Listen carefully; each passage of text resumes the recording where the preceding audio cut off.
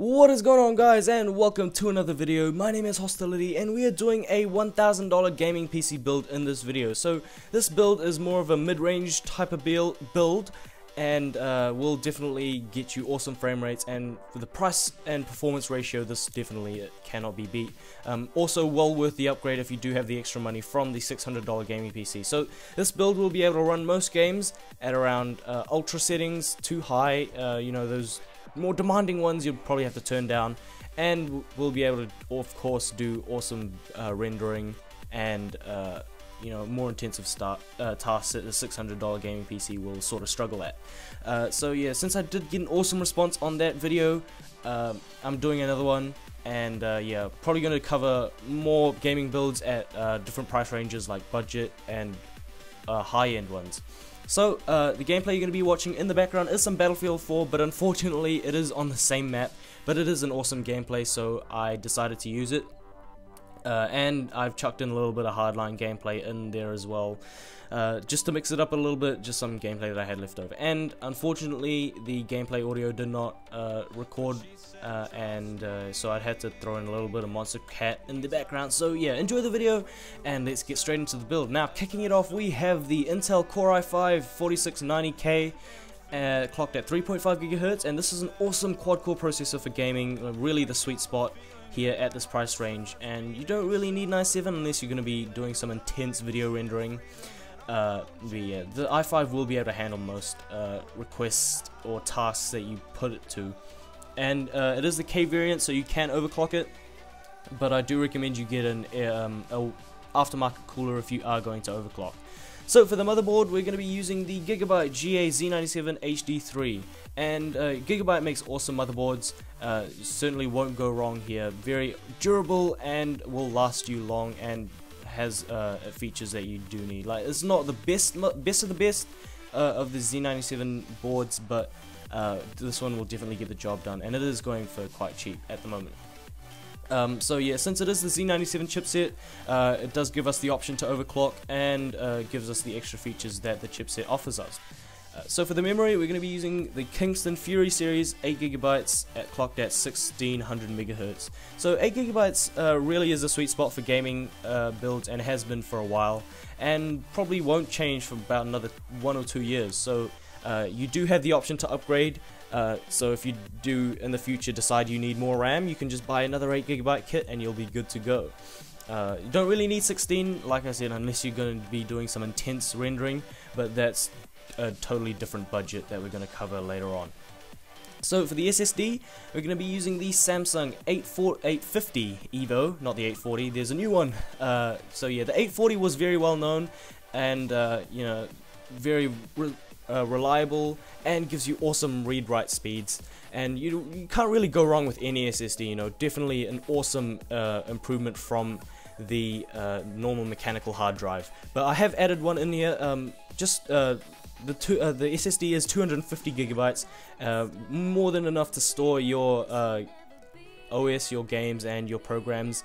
But if you do need a little bit of extra storage, I have chosen the Western Digital Caviar Blue 1TB as your nominated internal drive of choice. So 1TB is, don't know what the hell happened there, but 1TB is more than enough in my opinion for photos, music, videos, whatever you want to store on that hard drive. Not really my problem, and I sort of don't want to know. Get that image out of your head. Yeah, so 1TB's enough for that. But yeah, you know, you have that extra storage just in case if you do need it, since you know, you don't really want to put everything on the SSD.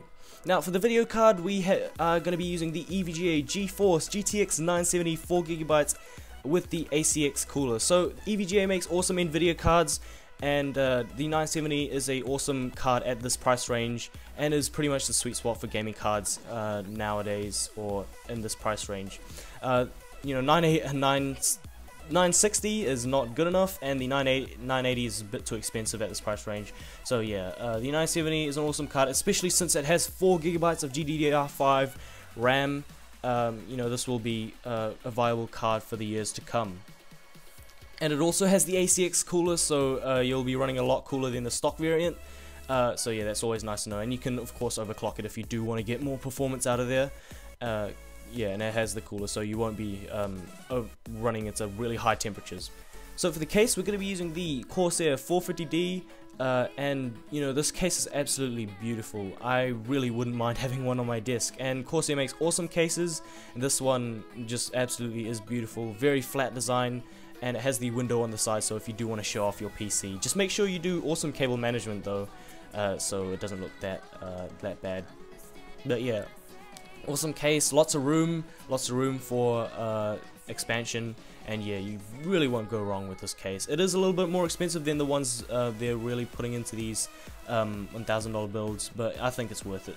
So for the power supply, we're going to be using the Corsair CX 600 watt 80 plus bronze certified, and it is semi-modular, so you won't have to put in all the cables if you're not using them. And yeah, Corsair makes awesome power supplies, and this one of course is no exception. I choose the best parts for you guys, and yeah. So 600 watts is pretty much enough to run this build and do a slight overclock as well. But if you are going to be overclocking to above 4.5 on the CPU, and if you're going to be overclocking the video card as well, definitely worthwhile to get more RAM. Get a higher wattage power supply so you don't run into issues in the future. So that is it for the build. The total price is $1,008.80, and keep in mind prices do fluctuate, so yeah, just keep an eye on it if you do want to build this computer. And you know, everything is down in the description below, all the parts, the PC part picker link, and everything you would ever need to know to build this computer is down in the description below, so check that out if you if you want to find out more.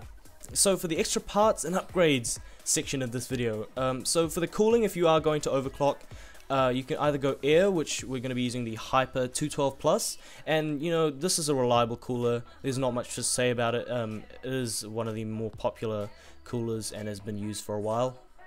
And this one will pretty much get you a decent overclock to around 4 and above. You know, don't really shoot for the stars with this one, just because it is on air and it's not the best, but it is going for cheaps, 20 bucks. So yeah, great choice if you do want to get a little bit of overclocking done. If you're going to go water, go with the Corsair H100i, very reliable water cooler, and it is closed loop, so you don't need to maintain it at all. Just plug it in and go, and this one will definitely get you better performance than the air cooling, but it is more expensive. Will probably get you an overclock to around 4.5 and above. So yeah, awesome cooler. So if you want to get 16 gigs of memory, just get the Kingston Fury series. Just upgrade to that 16 gigabyte kit, and it is at 1866, so you will get better performance in your memory. Yeah, unless you're doing very demanding stuff like rendering, you don't really need 16 gigabytes, but it is there just in case if you do need it. If you do want to upgrade your video card, just go for the 980 on the same card with the NCIX and everything. It is quite expensive though, at around $500, but I'd chuck it in there anyway just in case. But yeah, you don't really need to get into the 980s until you're going like 1,500 and above. So if you do need an optical drive, and if you're still in the dinosaur age, then grab anything that's pretty much cheap. But on PC Part Picker at the moment, the Lite-On, whatever the model number is going for around $14. So yeah, never really used my drive, just apart from installing the drivers. So you don't really need one. All my games are digital, and I assume most of yours are.